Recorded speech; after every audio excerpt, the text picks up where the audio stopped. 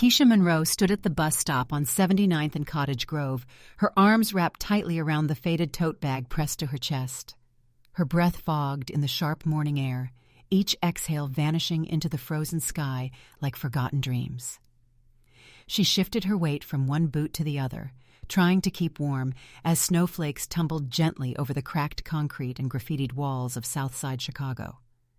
Inside her tote was a peanut butter sandwich wrapped in wax paper, a pair of knit gloves missing 2 fingertips, and a small notebook with her brother Tyrone's school schedule written in the margins. Her coat, once her mother's, barely reached her knees and hung loose over her narrow shoulders, the seams faded with time. But she held her chin up, face calm, eyes steady. She wasn't just riding a bus today. She was crossing a border into a life she couldn't yet imagine. Back home, the apartment smelled of Vicks VapoRub and heating oil. Her mother, Shirley, lay curled under a thin quilt, coughing quietly between sips of tea. Tyrone had already left for school, backpack bouncing behind him as he jogged through slush toward the bus stop. "I'll be home before dark," Keisha had whispered before slipping out, brushing her mom's forehead gently. "Don't worry, Ma. I got this." 2 nights ago, Reverend Carter from the local mission had called. A woman from Lake Forest, somewhere up north, was looking for a live-in housekeeper and nanny. "Pays decent," he'd said, "but it's a commitment. Rich folks, whole other world." Keisha hadn't even hesitated. Her mother's prescriptions were overdue, and Tyrone's winter uniform was 3 sizes too small. She couldn't afford pride. The bus rolled up in a groan of brakes, headlights dim behind a veil of snowfall. Keisha climbed aboard, dropped her last transfer token into the slot, and took the seat by the window. As the city rolled by, abandoned lots, corner churches, shuttered grocery stores, she pressed her forehead to the cold glass. The deeper they moved north, the more unfamiliar it became. Gray stone buildings gave way to clean brick homes. Dented Chevys turned into shining BMWs. Billboards disappeared. Even the snow looked whiter here. By the time the second bus dropped her off in Lake Forest, Keisha felt like she'd crossed into a postcard. The air smelled cleaner. Trees lined the streets like soldiers, bare branches dusted with snow. The homes were massive, some with fountains frozen mid-splash, others with wreaths on wrought iron gates. Sidewalks were shoveled. No kids in hoodies lingered on corners. No one glanced twice at her. She walked the last few blocks in silence, her boots crunching softly. The address Reverend Carter gave her led to a gated estate at the end of a curved brick drive. Past the gate stood a stone house with tall windows, an arched doorway, and a front porch lined with antique lanterns. A single wreath hung on the door, plain, tasteful. Keisha paused, took a breath, and reminded herself, "For my family, I can do this." The intercom beside the gate buzzed once before a woman's voice answered, polite and clipped. "Yes?" Keisha stepped close. "Hi, I'm Keisha Monroe. I was sent by Reverend Carter about the housekeeper position." There was a pause. Then the gate clicked open without another word. The walkway was pristine. No slush, no footprints. She stepped carefully, afraid her worn soles would track something out of place. When she reached the door, it swung open before she could knock. A woman in her late 60s stood there, tall and composed in a cashmere cardigan and slate-gray slacks. Her silver hair was pulled into a neat bun, and her face was lined with time and poise. "You must be Keisha," the woman said, voice softer now. "I'm Margaret Lancaster. Please come in."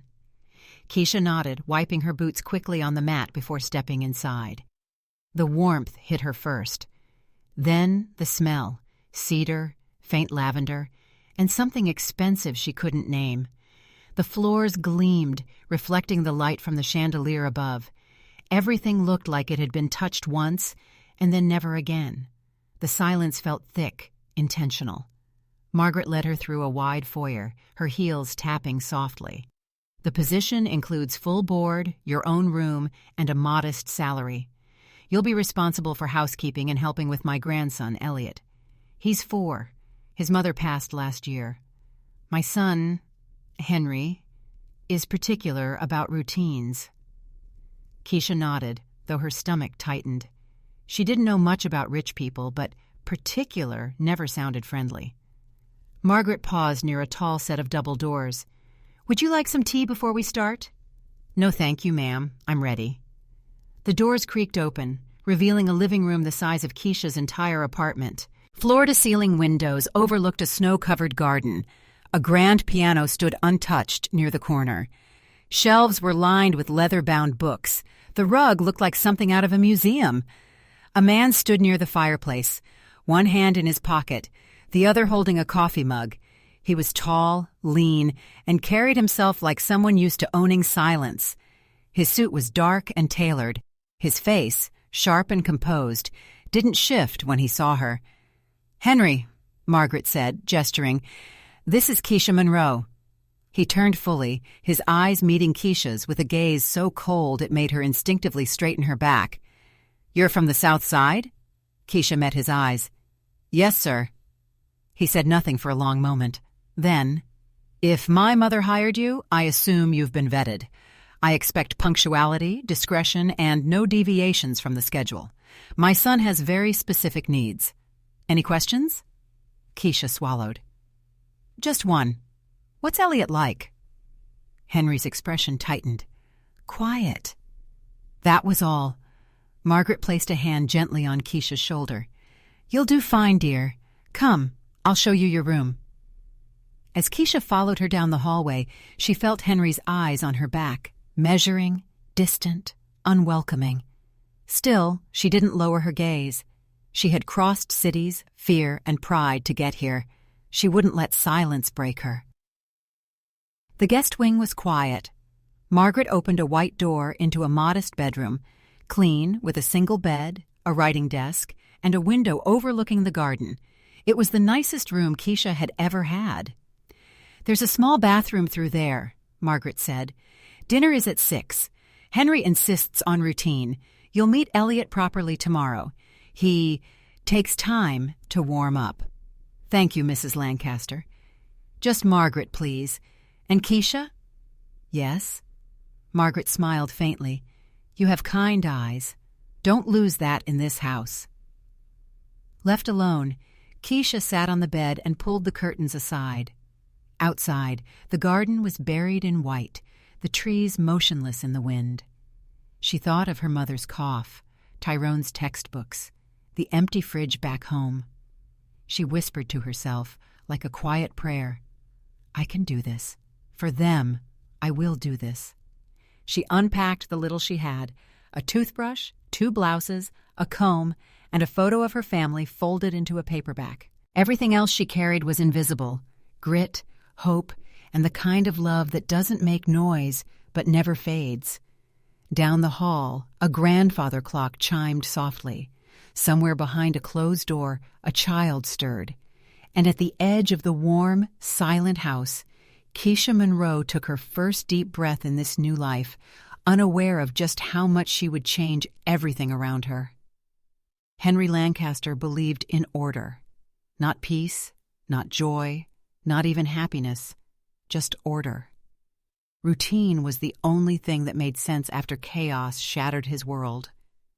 Ever since Anna died, everything had become measured.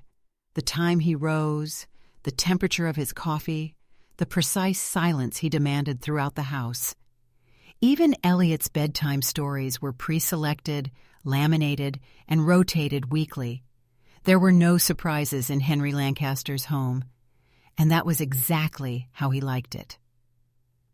So when Keisha Monroe stepped through the foyer the next morning, dressed neatly in a second-hand sweater and jeans, her hair pulled back, her eyes alert and kind, Henry noted everything. The soft creak of her shoes, the pause in her breath as she passed a mirror, the way she straightened the throw pillow after brushing against it. He watched her like he watched the market, analyzing for risk, deviation, threat. She greeted him politely. "Good morning, Mr. Lancaster." He responded with a nod, not looking up from his tablet. "Samuel eats at 8 sharp. He doesn't like his toast browned.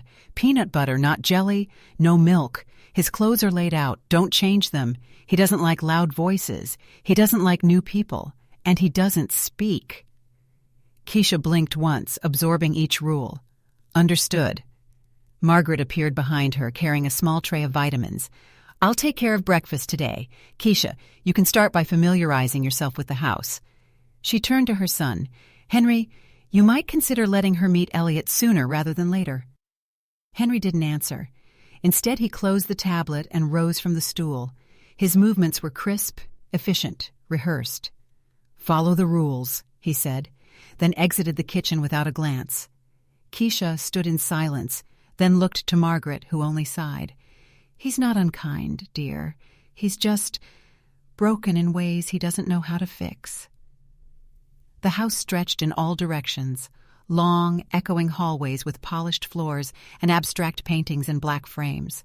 Everything was beautiful, expensive, and untouched. She passed by rooms that felt more like galleries than living spaces. Not a shoe out of place, not a wrinkle in any blanket. She had to remind herself to breathe. She found the laundry room, the supply closet, and the maid's schedule pinned to a corkboard. She studied it carefully. Every minute accounted for. She liked structure, but this felt suffocating, like the house itself was holding its breath. By noon, she'd cleaned the lower guest bathroom, reorganized a storage cabinet, and begun dusting the library shelves. That's when she saw him. Elliot sat on a window bench, knees drawn up to his chest, staring out at the snow-covered backyard. His pale blonde hair curled around his ears, soft and wild. A threadbare gray bunny rested in his arms. He didn't flinch when she entered. He didn't blink. Keisha didn't say a word. She didn't walk toward him. She simply stood at the edge of the room, dust rag in hand, and began humming softly. The tune wasn't familiar. It was something her mother used to hum while folding laundry, a gentle rhythm, warm and circular. Elliot didn't turn, but his fingers twitched against the bunny's worn ear. Later, Margaret found her folding linens in the hallway. You saw him? Keisha nodded. Didn't speak, but he didn't move away either. That's more than most, Margaret said with a small smile. You have a softness in you. He might notice that. Can I ask? Keisha hesitated. Has he always been like this since she passed? Margaret's face softened. He was talkative once, energetic even. Then the night Anna died, everything in him shut down. Doctors say it's trauma-induced mutism. Physical therapy helped some with balance, but he won't walk on his own. He hasn't said a word since. Keisha felt her throat tighten. That's a heavy silence for someone so small. Yes, Margaret whispered, and Henry believes only logic and rules can bring him back. But children don't work that way, do they? That evening, Keisha joined them for dinner, not as a guest, but to observe. The dining room was vast, lit by a single chandelier. Margaret sat at one end, Henry at the other, Elliot, small and silent, in the middle. The table was too long for comfort. Elliot picked at his food, eyes never leaving his plate. Henry made no effort to talk to him, just occasional glances to ensure he was chewing, not choking. Keisha kept to herself, watching. After dinner, she followed Margaret to the kitchen. He didn't eat much. He never does, Margaret replied. Henry blames the food, the utensils, the lighting. I think it's just loneliness. May I read to him tonight? Keisha asked. Margaret hesitated. Technically, no. Henry doesn't allow deviations from the bedtime routine. But he won't be home until 9. If you're careful, I won't tell. So just before 8, Keisha padded down the hallway, a picture book tucked under her arm. She knocked gently on Elliot's door. No answer. She opened it slowly. The room was immaculate. Pastel blues and grays, shelves of untouched toys, a plush rug. The walls looked like they'd never heard laughter. Elliot sat by the window again, bunny in hand. Keisha didn't speak.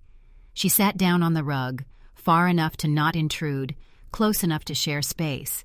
She opened the book and began reading. The story was about a lion afraid to roar. Her voice was soft, slow, filled with feeling. Elliot didn't turn, but halfway through, she noticed his fingers relaxing. The bunny slipped a little from his grasp. She finished the story and closed the book. "I used to be scared of the dark," she said quietly. "Then I realized the dark is just the light taking a nap." Still no response. She stood to leave, tiptoeing toward the door. "You shouldn't be in here." Henry's voice startled her. He stood in the hallway, arms crossed, eyes cold. "I'm sorry," Keisha said, steady but respectful. He seemed calm. I didn't want to interrupt the routine. Henry stepped into the room, looking at his son, then at her. "Routine exists for a reason. It's the only thing he understands." Keisha nodded. "But maybe he's ready for a new reason." Henry stared at her for a moment, then turned away. "Just don't interfere again." That night, back in her small room, Keisha stared at the ceiling. The words echoed in her mind. Don't interfere.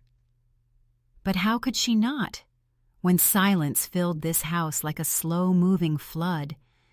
She thought of her mother's labored breathing, of Tyrone's scraped shoes, of the apartment that never seemed warm enough. She thought of Elliot's stillness and the way he almost let go of that bunny. And she thought, maybe I don't need to fix everything. Maybe I just need to stay. Outside, the snow fell quietly. Inside, Keisha whispered a prayer, not for permission, but for patience. Some walls couldn't be knocked down. They had to be waited out, brick by careful brick. And so she waited. Morning in the Lancaster estate arrived with the soft hum of the heating vents and the gentle clink of dishes in the kitchen. Snow still blanketed the yard, pristine and untouched, like it had been ironed into stillness. Keisha woke early, as always, brushing her curls into a low bun before slipping into the hallway. She moved with the silence of someone who had learned to listen more than speak. The house didn't require noise. It noticed things in stillness. Elliot had been quieter than usual the day before.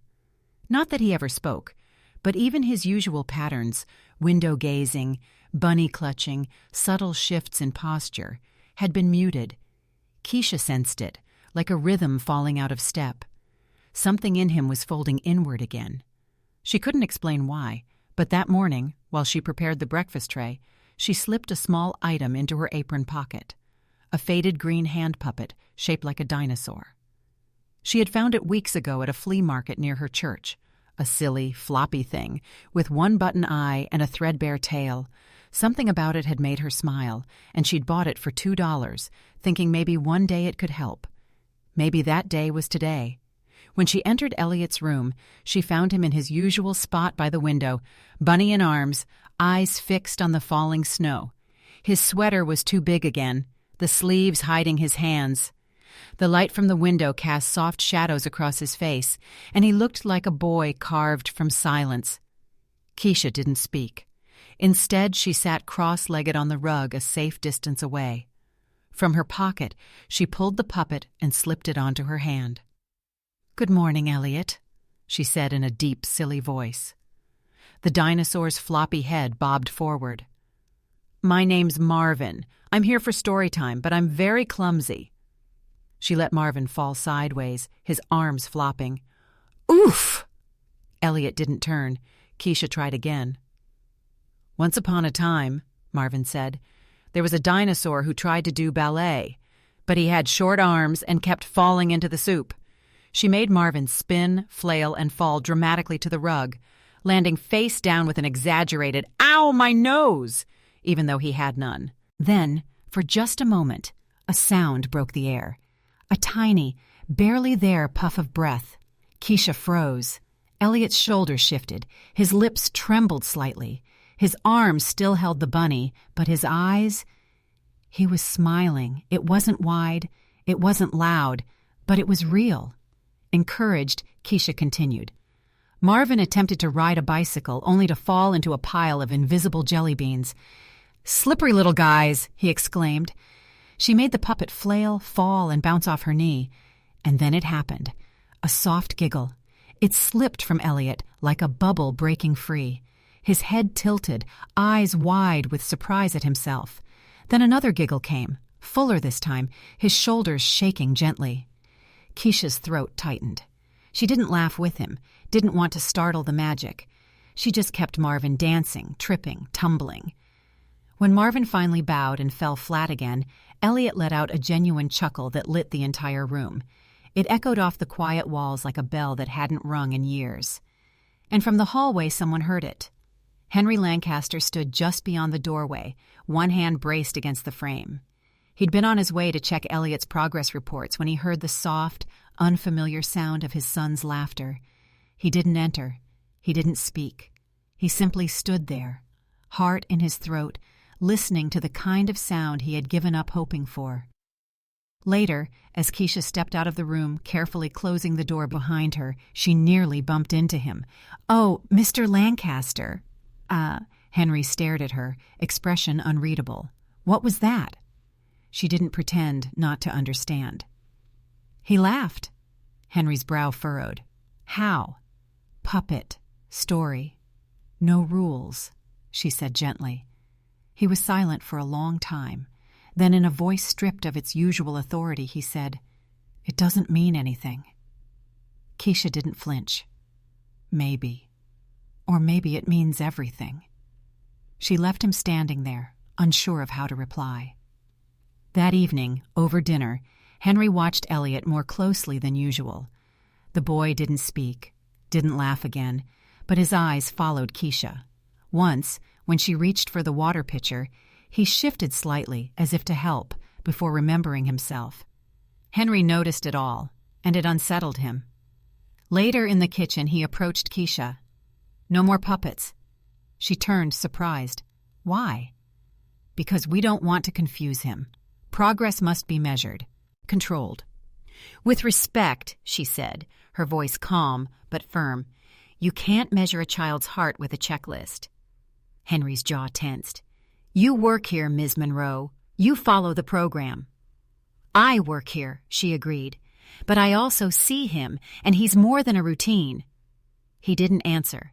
He simply left, retreating into the study like a man chased by shadows he refused to name. That night, Keisha sat by her window, hands wrapped around a mug of tea. She watched the snow settle quietly outside, the house wrapped in its usual hush. But something had shifted. Somewhere behind one of those closed doors, a boy had laughed, and behind another, a father had heard it, and didn't know what to do with the crack it left behind.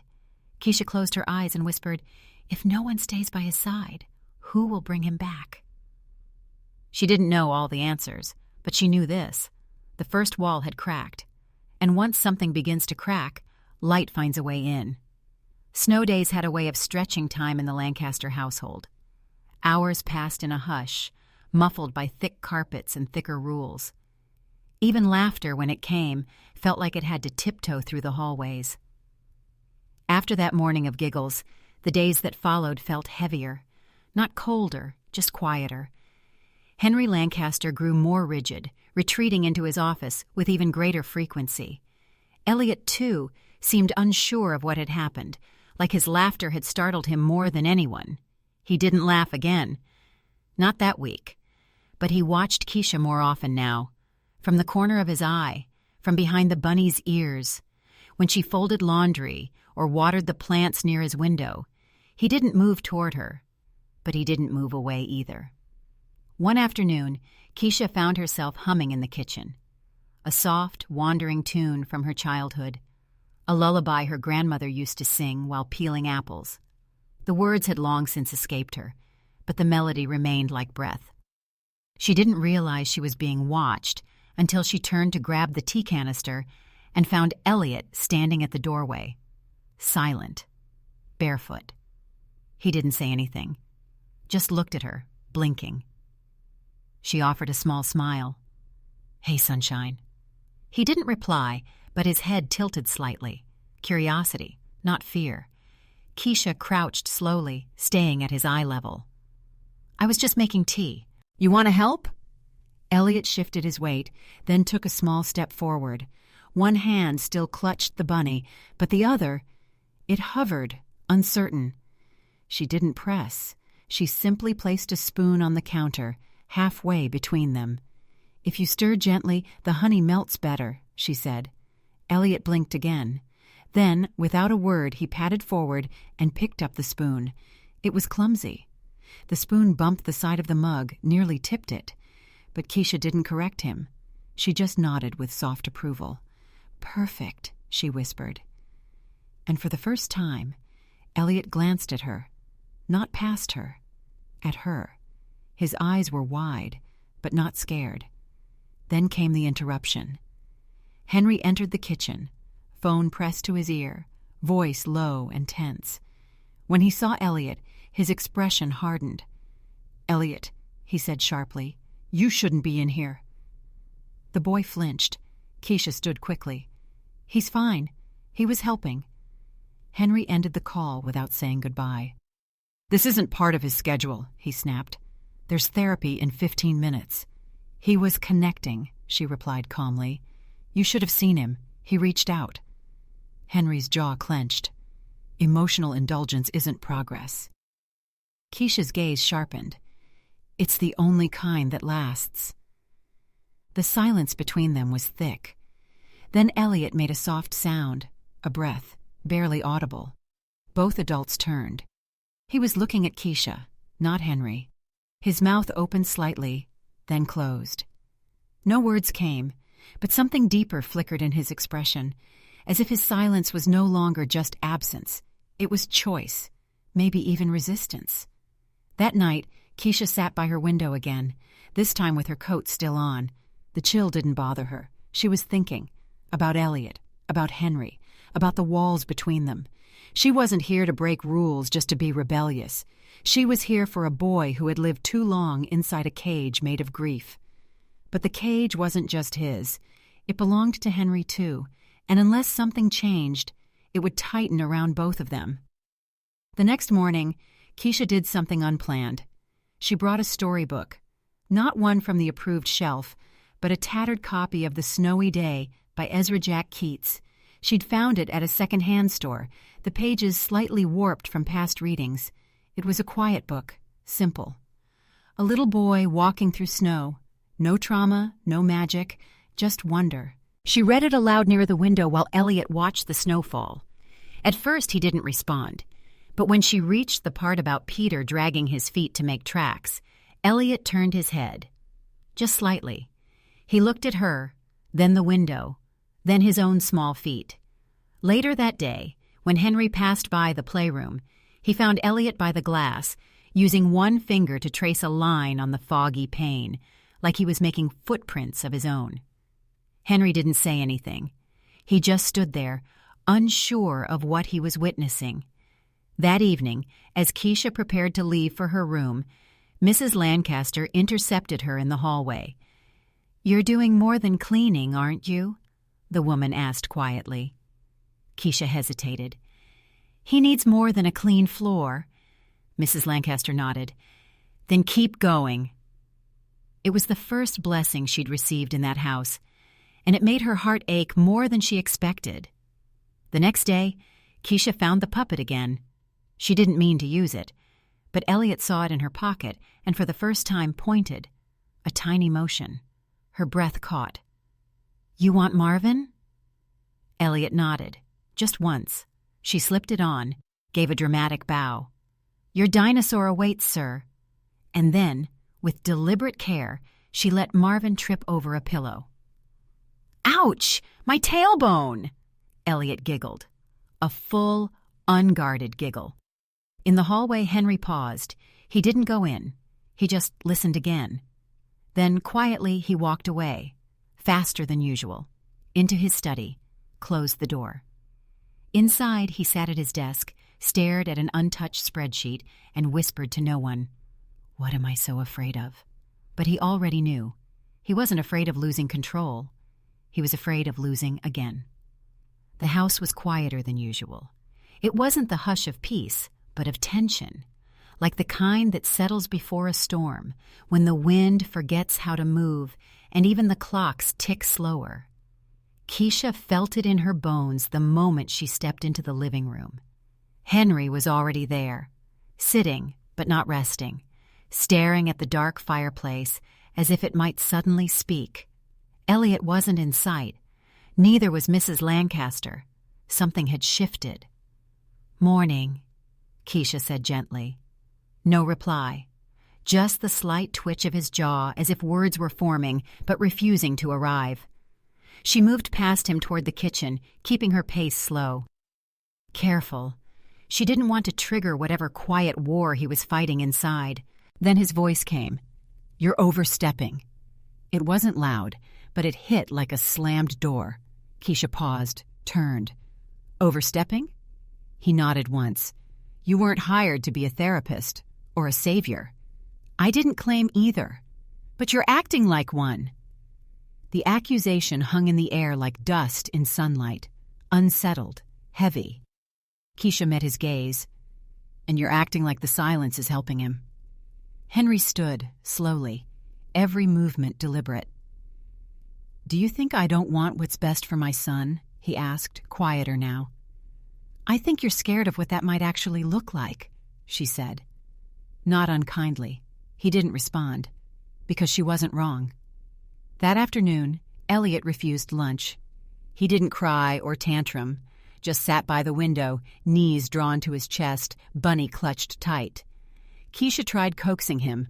Nothing worked. She even brought Marvin the dinosaur, but Elliot didn't react. She sat beside him anyway, not touching, just there. Two figures side by side in a still frame of winter. After nearly 20 minutes, she whispered, "It's okay not to smile, but it's also okay to miss the good parts." Still he didn't move. That night, Keisha lay awake in her narrow bed, staring at the ceiling. Something was breaking. She could feel it. Not in Elliot, but in herself. Maybe she'd pushed too hard, stayed too long. She thought of home, of the back window in her mother's kitchen that overlooked the alley where she used to roller skate with Jada and Kareem, the chipped mug her brother always used, the soft creak in the hallway floor no one ever fixed. She missed all of it, and for the first time in weeks, she let herself consider leaving.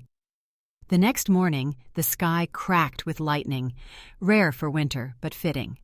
The power blinked off twice before returning with a flickering buzz. The thermostat dipped. The radiators groaned. Keisha bundled Elliot in an extra sweater before his therapy session. He looked at her, eyes a little wider than usual. "Cold today," she whispered, "but we've seen worse." He didn't speak. He hadn't said anything since the kitchen moment with the spoon. But as she knelt to zip up his coat, his hand brushed her cheek. Not a stroke, not a pull, just a single, brief touch. Keisha froze, then looked up, eyes meeting his. He didn't look away, neither did she. And in that shared glance, 1,000 words passed without sound. Later, she found Henry in the study, not working, just standing by the window. "Elliot touched my face today," she said softly. Henry turned, startled. "What?" "Just for a second. But it was gentle." He nodded slowly, absorbing the news like someone who hadn't felt warmth in months. "Maybe you're not overstepping," he said after a long pause. "Maybe I'm underreaching." It was the closest thing to an apology he'd ever offered. She took it. That evening, the heat returned, the power steadied, and Keisha, for the first time, didn't sit by her window. She sat by Elliot's instead and read The Snowy Day again. This time, when she reached the part about making snow angels, Elliot reached for the book. He traced the picture with his finger. Then, in a voice barely louder than a breath, he said one word, "Again." Keisha blinked. "You want me to read it again?" Elliot nodded. Tears blurred her eyes. She cleared her throat and began from the beginning. Elliot asked her to read it again the next morning. Same book, same page, same snow angels. Keisha didn't ask why. She just read, slowly, softly, letting the story settle like snowfall. Henry walked past the room once, then again, each time pausing by the doorway longer. He didn't step in, but he listened. And when Keisha said, "The end," Elliot whispered, "Again," for the third time. Henry turned and walked away, not with coldness this time, but with something else flickering behind his eyes. Regret, maybe. That afternoon, Keisha found a surprise in the kitchen. A new box of tea, lemon ginger, her favorite. No note, just sitting there on the counter like it belonged. She smiled. Later, when she thanked Mrs. Lancaster, the older woman raised an eyebrow. "Wasn't me." Keisha knew exactly who it was. She didn't say anything, but she made a cup, sat by the window, and let the warmth sink in. Change rarely arrives with fanfare. It comes in whispers, tiny gestures, a mug on the counter, a word spoken softly, a child saying, "Again." That evening, Elliot sat on the couch with his blanket. Keisha sat nearby, flipping through a magazine. Henry entered the room, paused, then sat across from them with a legal pad, pretending to work. No one spoke. But the silence didn't feel empty. It felt shared. When Keisha stood to make tea, Elliot stood too. She froze, afraid to spook him. But he took a step toward her, then another. She held out her hand, and he placed his little fingers in her palm, like it was the most natural thing in the world. Behind them, Henry lowered the pad and let out a slow breath. The next few days followed like that, small things. Elliot reached for the bunny less, started humming during bath time. He even whispered Keisha once, though she wasn't sure if he meant her or something else entirely. She didn't ask. She didn't want to jinx it. Meanwhile, Henry began to shift. He no longer barked reminders or micromanaged her cleaning. In fact, he barely commented at all. One morning, she found him in the dining room rearranging flowers in a vase, peonies, her favorite. "You really don't have to—" "I know," he said, then added, "but I wanted to." That night, after Elliot fell asleep, Keisha and Henry ended up in the kitchen. She made tea. He poured whiskey. They sat in quiet for a long time before she finally said, "You're not who I expected." He chuckled. "That makes two of us." She tilted her head. "Why did you hire me? Mrs. Lancaster said you were tough." And desperate people don't break easily." It wasn't a compliment. Not exactly. But Keisha heard the respect buried inside it. She sipped her tea. He sipped his whiskey. Then he said, "Thank you." Simple, sincere. Keisha didn't reply. Just let the silence hold it. That weekend, the weather softened. Snow melted into slush. Sunlight made a brief appearance. And Elliot asked to go outside. Henry blinked. Did he just... Keisha nodded. He did. They bundled him up. Boots, hat, gloves, scarf, the whole deal. Elliot held Keisha's hand as they stepped into the courtyard. The ground was wet, the trees bare, but Elliot didn't care. He tilted his face to the sky and giggled when a drip landed on his nose. Keisha laughed too. Henry stayed by the door, watching. After a few minutes, Elliot turned and beckoned him.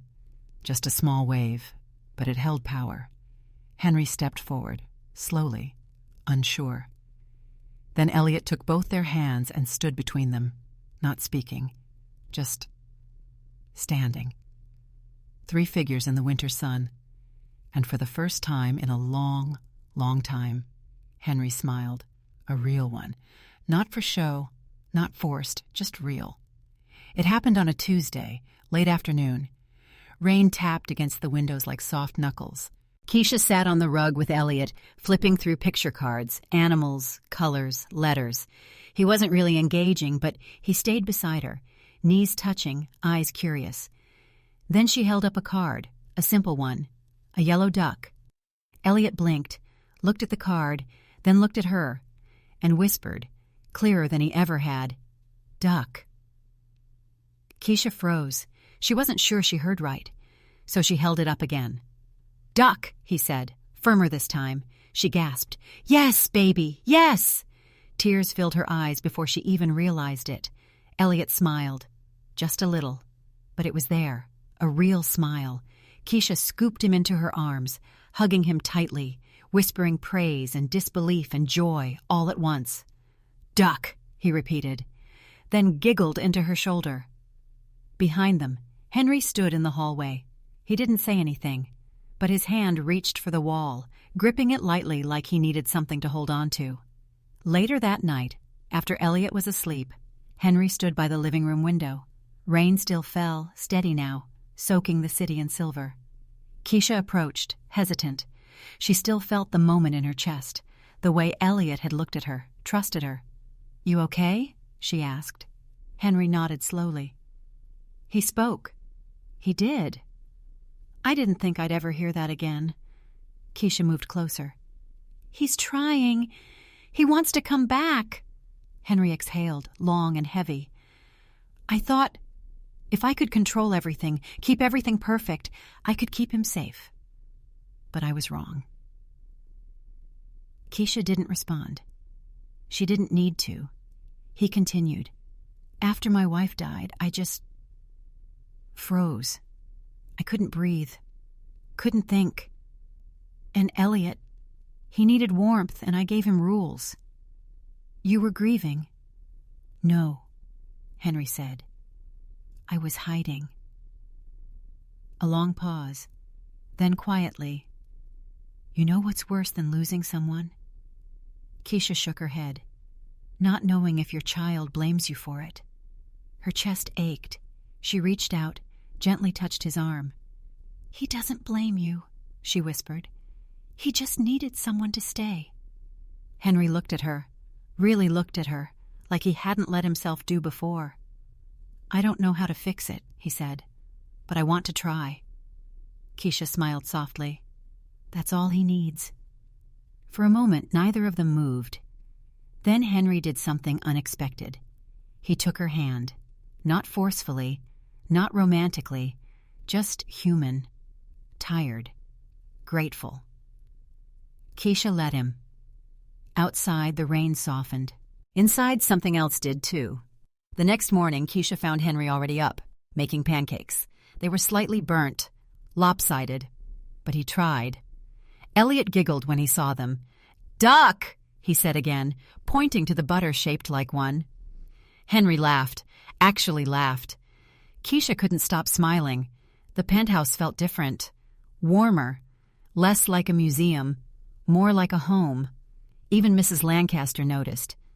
"This place doesn't echo like it used to," she muttered while watering the plants. In the following days, Elliot spoke more, one word at a time, then two.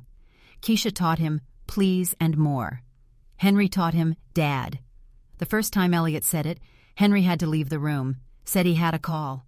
Keisha found him in the hallway, eyes red, staring at a framed photo of his late wife. "He said it," Henry whispered. "He really said it." Keisha touched his back. "She'd be proud of you." He shook his head. "I'm not there yet." "But you're walking toward it." That weekend, they visited the park. Elliot ran, actually ran. Keisha chased after him, laughing. Henry followed slowly, hands in his pockets, watching like he still couldn't believe it. Elliot stopped at the duck pond, pointed. "Duck." Henry chuckled.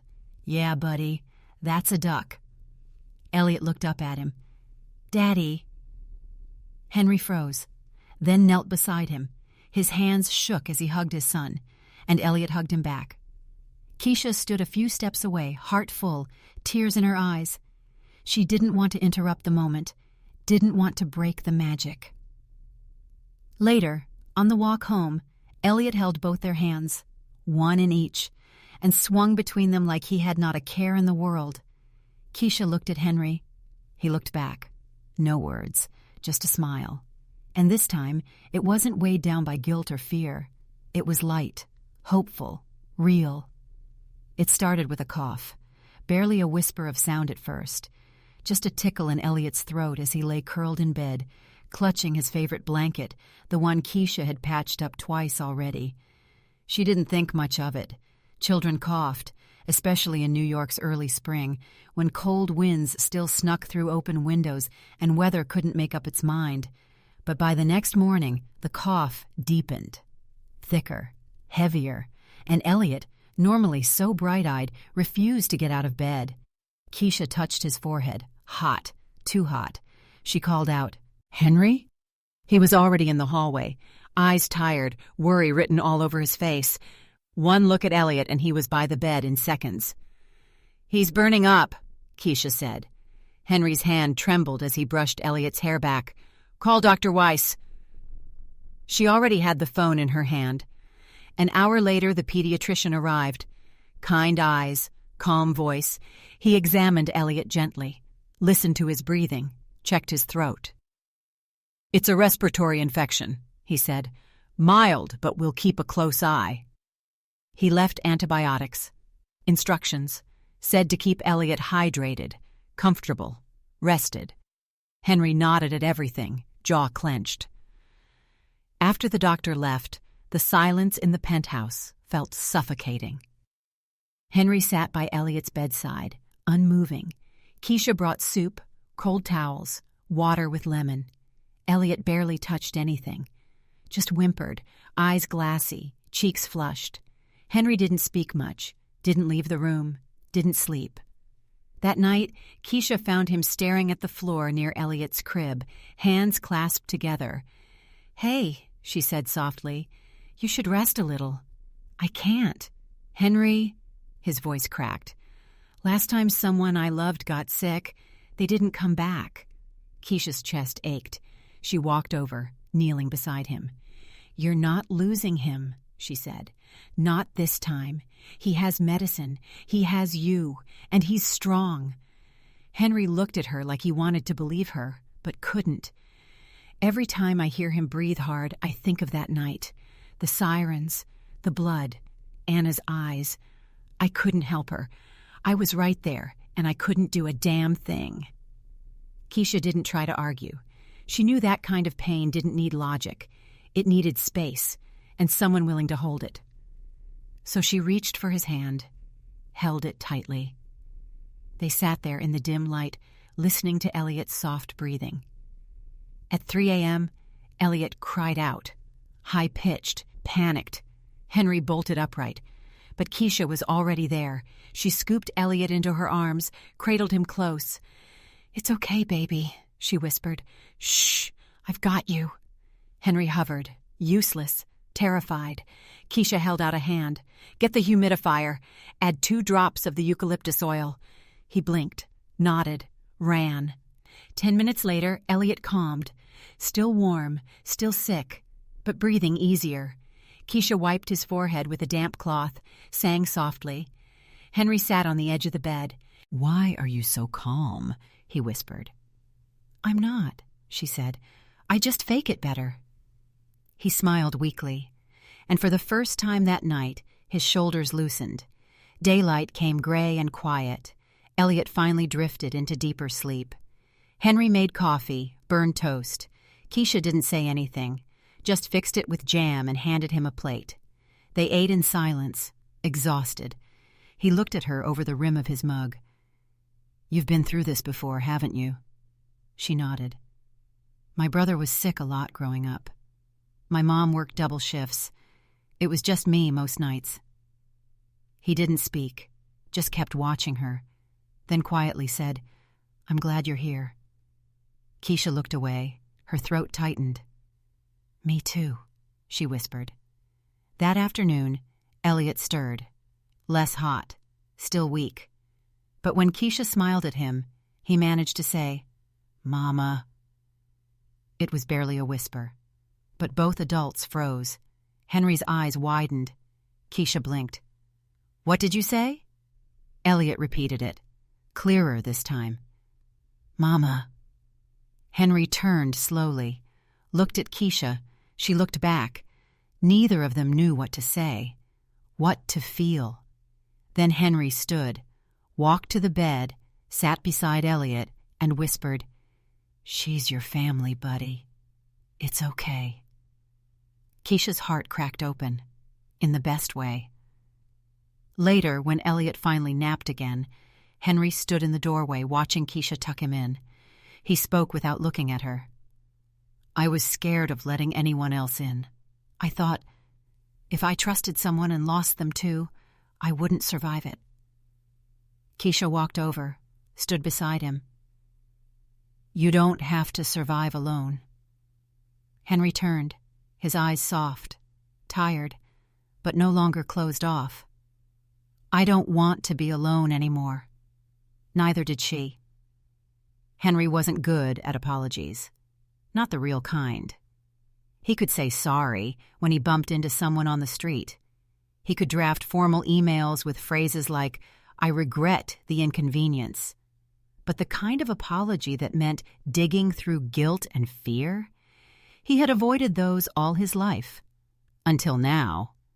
Elliot was finally better, still resting, still tired, but laughing again, drawing shapes on the kitchen table with mashed peas, then giggling when Keisha rolled her eyes and handed him a napkin. The light was back in the boy's eyes, and something had shifted in the air. Keisha moved through the house with quiet ease. She didn't hover. She didn't demand anything. But Henry felt it, how much he needed her presence now, more than he could admit. One evening, after Elliot had gone to sleep early, the apartment felt unusually quiet, soft jazz from the speaker, a breeze from the open window, and Henry standing in the hallway, hands in his pockets, watching Keisha fold tiny socks into a basket. She glanced up.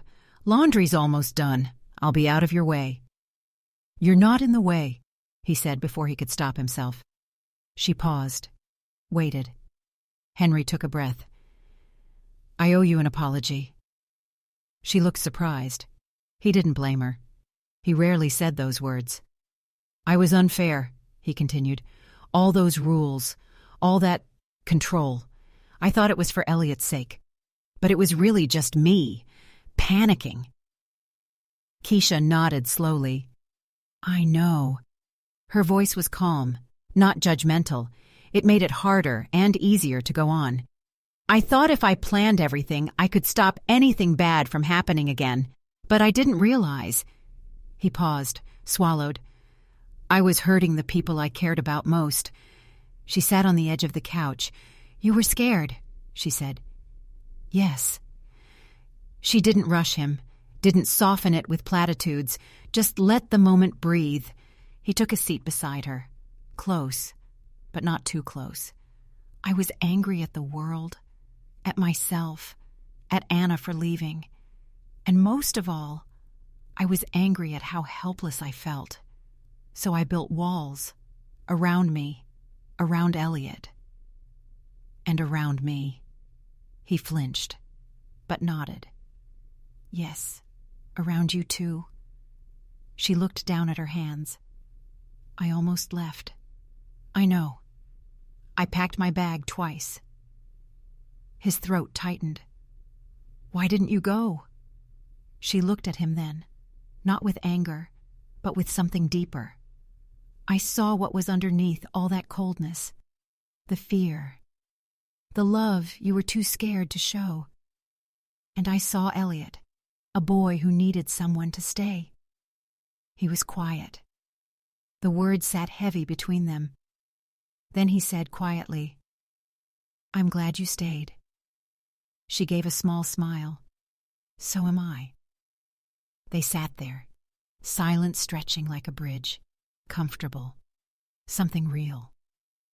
After a while, Keisha got up and went to the kitchen, returned with 2 mugs of tea.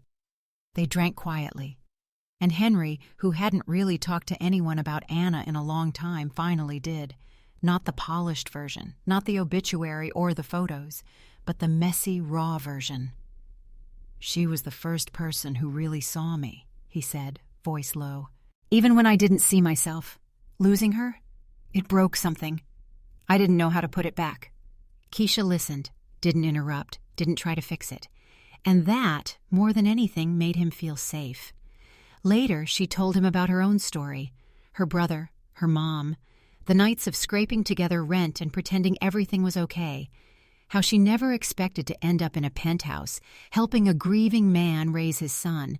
But life had a way of surprising you, sometimes painfully, sometimes beautifully. Henry looked at her then, really looked, not as the housekeeper, not as the woman who had somehow kept them afloat, but as Keisha, the person who had walked through fire, just like him, and still showed up every day with warmth in her eyes. "I don't want to keep pretending I don't care," he said suddenly. Her eyes met his, soft, curious. "But this is new, fragile, and I don't want to mess it up." Keisha reached for his hand, just lightly, but it sent a quiet electricity through his whole body. "Then let's not rush," she said. "Let's just be honest. With each other. With ourselves." He nodded. No promises, no grand declarations, just truth. And maybe, just maybe, something real beginning. The first hint of spring arrived quietly, just a shy breeze slipping through open windows, carrying the scent of thawing earth and faint blossoms from the park. The icy silence that had once defined the Blake penthouse was now replaced by soft footsteps, giggles, and the distant notes of Samuel humming nonsense melodies to his stuffed rabbit. Keisha no longer kept count of how many days had passed since that first puppet show cracked open Samuel's world. She didn't need to. Life had become a rhythm, gentle and steady. Mornings brought pancakes and messy attempts at scrambled eggs. Afternoons were scattered with storybooks and sidewalk chalk. Evenings? They were for lullabies, whispered prayers, and sometimes, when the city lights dimmed just right, quiet conversations between two adults who were learning how to trust again. Henry had changed, not all at once. There were still moments when he stiffened if Samuel tripped or if Keisha adjusted the boy's schedule without asking. But something about him had softened. Maybe it was in the way he lingered in the kitchen after dinner, asking Keisha if she thought Samuel had laughed more today, or the way he sat on the floor during playtime, tie loosened, sleeves rolled up, pretending not to enjoy building Lego castles, but failing miserably. One evening, while Keisha folded laundry in the living room, she caught Henry standing by the balcony door. His hands were in his pockets, his jaw tight, but not in anger, in thought. "I keep thinking about the last 2 years," he said without turning around. "The silence, the doctors, the rules. I thought if I just controlled enough, we'd be okay." Keisha didn't interrupt. She knew this tone now. It wasn't a confession. It was him learning how to feel out loud. "I was scared," he said simply. "Still am, sometimes." She paused, a soft shirt still in her hands. "You're not the only one, you know." He turned to her then. His face was older than it had any right to be, lined with exhaustion, grief, but now something else too. Openness, vulnerability, a trace of hope. "I know I made this house hard to live in," he said. She gave a half smile. "It's not about the house, Henry. It never was." The silence between them wasn't cold anymore. It was soft, reflective, like sitting in the same room with someone and not needing to speak to be understood.